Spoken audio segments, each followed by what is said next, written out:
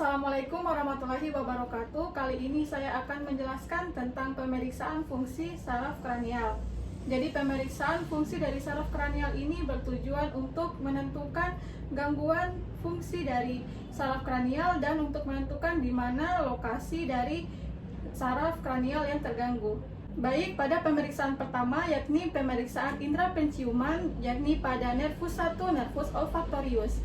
Di sini kita menjelaskan kepada pasien apa tujuan dari pemeriksaan ini, kemudian kita minta pasien dalam keadaan duduk atau berbaring dengan syarat tidak ada penyakit intranasal, kemudian kita minta pasien mata pasien dalam keadaan tertutup. Kemudian saat mata pasien tertutup, kita meletakkan suatu zat di depan hidung pasien. Jadi kita letakkan di salah satu hidung saja, kemudian satu hidungnya kita tutup. Kemudian zat ini berupa bau-bauan yang sering kita hirup seperti bau kopi, bau teh, atau bau jeruk. Kemudian kita minta pasien untuk menghirup dengan salah satu hidungnya. Jadi interpretasi yang kita dapatkan disebut dengan normosmia apabila menghidu pasien normal, kemudian hiposmia menghidu menurun, hipersmia ini menghidunya meningkat, ini sering ditemukan pada hiperemis gravidum. Kemudian parosmia tidak dapat mengenali bau-bauan, kemudian kaposmia ini ada persepsi bau busuk padahal tidak ada, dan yang terakhir ada halusinasi penciuman. Ini dia mencium bau yang sangat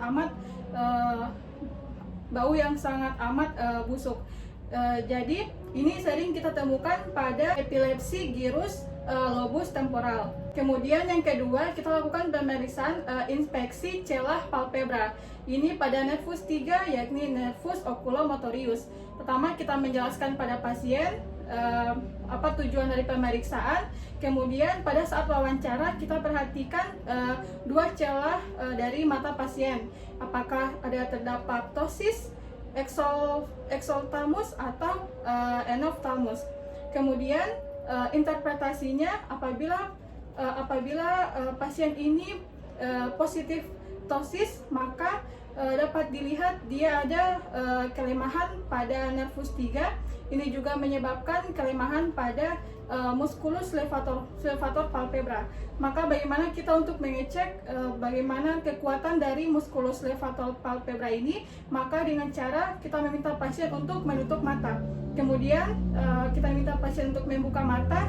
Sebelum membuka mata, kelopak dari mata pasien kita tahan dengan jari. Kemudian kita minta pasien untuk membuka mata. Maka di situ kita melihat bagaimana kekuatan dari kelopak mata itu untuk membuka. Kemudian apabila pasien ini mengalami ptosis positif, maka ini ditemukan pada myasthenia gravis dan sindrom Horner. Baik, yang ketiga kita lakukan pemeriksaan inspeksi pupil pada bentuk dan ukuran. Ini juga sama pada nervus 3, nervus oculomotorius. Yang pertama kita menjelaskan tujuan dari pasien, kemudian kita melihat bagaimana bentuk dari pupil pasien, apakah sama atau isokor atau tidak sama, disebut dengan anisokor. Kemudian kita melihat bundar atau ukuran dari pupil tersebut, apakah bundar dan samping-sampingnya itu rata atau normal. Baik, interpretasinya dikatakan pupil ini mengecil, ini dibantu oleh otot papilokonstriktor. Ini juga disarafi oleh saraf parasimpatis nervus 3. Apabila pupil mengecil disebut miosis. Ini juga sering ditemukan pada sindrom Horner. Kemudian untuk pupil yang membesar itu karena otot pupilodilator, ini disarafi dengan saraf simpatis thorakolumbal. Ini juga disebut dengan midriasis. Ini juga sering ditemukan pada pasien yang mengalami pendarahan epidural. Kemudian yang keempat, kita melakukan reaksi pupil terhadap cahaya. Jadi di sini kita meminta pasien, kita pertama menjelaskan kepada pasien tujuan yang akan kita lakukan, pemeriksaan akan kita lakukan. Kemudian kita meminta pasien untuk melihat jauh. Setelah itu Setelah itu mata pasien kita sinari dengan cahaya senter, kemudian kita lihat reaksi dari pupil. Adapun interpretasinya, pupil mengecil dikatakan normal, ini disebut dengan refleks cahaya langsung, dia positif. Kemudian untuk mata yang satu yang kita tidak sinari cahaya, apabila dia juga ikut mengecil, maka ini juga disebut normal, maka disebut juga dengan refleks cahaya tidak langsung, dia positif. Kemudian apabila ditemukan jika ada pasien kita beri refleks cahaya langsung, misalnya di mata sebelah kanan, maka dia negatif, itu disebut pasien dinyatakan ada lesi pada nervus 2. Kemudian juga di mata satunya juga kita beri refleks cahaya tidak langsung, dia juga negatif.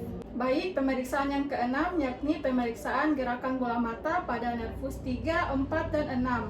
Pertama, kita menjelaskan kepada pasien tujuan pemeriksaan yang akan kita lakukan. Kemudian kita meletakkan jari atau pena secara vertikal di depan pasien sejauh 50 cm. Kemudian kita meminta pasien untuk melihat secara sentral. Baik, selanjutnya tangan yang satunya kita memegang kelopak mata atau dagu pasien untuk memfiksasi kepala pasien. Kemudian kita gerakan jari secara lateral, medial, inferior, dan superior.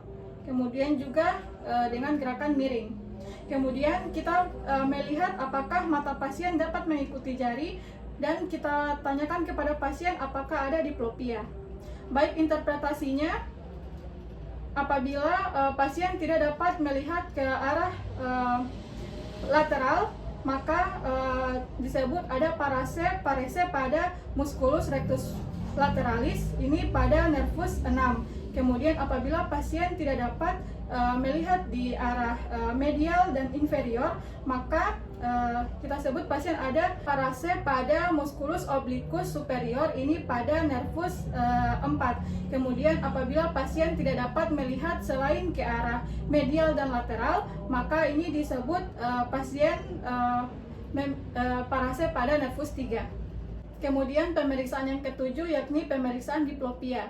Jadi di sini kita menjelaskan kepada pasien pemeriksaan yang akan kita lakukan. Kemudian kita minta pasien dalam keadaan terlentang. Kemudian kita meletakkan jari atau pena sejauh 50 cm secara vertikal di depan pasien. Kemudian kita meminta pasien untuk melihat secara sentral. Kemudian jari ini kita gerakan secara lateral, medial, superior, dan inferior, dan juga ke arah miring seperti ini. Kemudian kita tanyakan apakah pasien dapat mengikuti gerakan tersebut dan ada terjadi diplopia. Jadi diplopia ini disebut juga dengan penglihatan ganda, atau dia melihat satu objek ini menjadi ganda. Ini terjadi karena ada kelumpuhan pada otot yang menggerakkan bola mata. Jadi kita bisa tanyakan diletak di sebelah mana yang terjadi diplopia. Kemudian apabila kita meminta pasien untuk menutup satu mata, kita tanyakan apakah ada bayangan. Kemudian kita minta pasien untuk menunjuk di mana bayangan tersebut. Kemudian kita minta bagaimana apakah bayangan itu bertambah besar atau tidak. Baik, kemudian kita lanjut ke pemeriksaan ke-8, yakni pemeriksaan nystagmus. Nystagmus ini juga disebut dengan pergerakan bola mata yang berulang-ulang. Jadi pertama kita menjelaskan apa tujuan dari pemeriksaan yang kita berikan kepada pasien. Kemudian kita meminta pasien untuk melihat ke satu arah. Setelah itu dalam waktu tertentu kita perhatikan gerakan bola matanya. Kita lihat dalam 5-6 detik. Kemudian apabila ada nystagmus, maka kita harus periksa jenis gerakan, bidang gerakan, frekuensi, amplitudo, arah gerakan, lamanya, dan derajatnya. Baik, itulah dari pemeriksaan nystagmus. Kemudian yang kesembilan, kita lakukan pemeriksaan refleks kornea. Jadi pertama kita menjelaskan tujuan pemeriksaan pada pasien, kemudian kita meminta pasien untuk melihat ke arah atas. Kemudian pada saat pasien melihat ke arah atas, kita menggoreskan atau menyentuhkan bagian bawah mata pasien dengan menggunakan kapas. Setelah itu kita goreskan. Kemudian untuk interpretasi dikatakan refleks kornea langsung apabila perangsangan dan respon terjadi pada sisi yang sama. Kemudian dikatakan refleks konsensual apabila kedipan terjadi di dua sisi atas perangsangan sesisi. Baik, selanjutnya kita pindah ke pemeriksaan terakhir, yakni pemeriksaan oftalmoskopi atau funduskopi. Jadi yang pertama kita menjelaskan kepada pasien tujuan yang akan kita lakukan. Kemudian kita menyiapkan alat untuk pemeriksaan posterior bola mata. Kemudian pada saat pemeriksaan ruangan kita buat seredup mungkin, setengah redup. Kemudian kita lepaskan kacamata. Kemudian mata kita buat midriasis dengan menggunakan tetes mata midriatil. Kemudian mata kanan memeriksa mata kanan pasien, mata kiri memeriksa mata kiri pasien. Kemudian nyalakan lampu oftalmoskopi. Kemudian lubang kita pindahkan ke lubang yang kecil. Setelah itu lensa kita mulai dari lensa 0 apabila tidak menggunakan kacamata. Baik, setelah itu kita mulai pemeriksaan. Jadi pertama pasien kita suruh melihat satu titik di belakang pemeriksa. Kemudian kita mulai dari funduskopi ini, kita arahkan ke pupil pasien dimulai dari jarak 25 sampai 30 cm. Kemudian cahaya ini untuk melihat refleks fundus. Kemudian cahaya kita arahkan ke pupil, maka kita untuk melihat refleks cahaya warna merah. Setelah itu kita amati kekeruhan yang ada pada kornea. Setelah itu kita maju secara perlahan lagi kurang lebih 5 cm.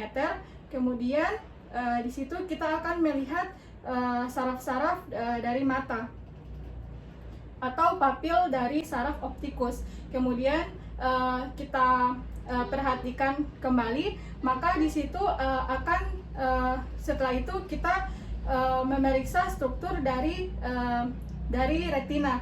Jadi di situ kita akan melihat nervus optik, arteri dan vena sentral, area makula, dan retina perifer.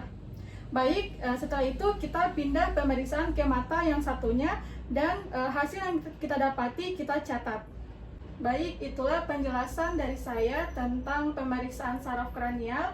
Lebih dan kurangnya mohon dimaafkan. Assalamualaikum warahmatullahi wabarakatuh.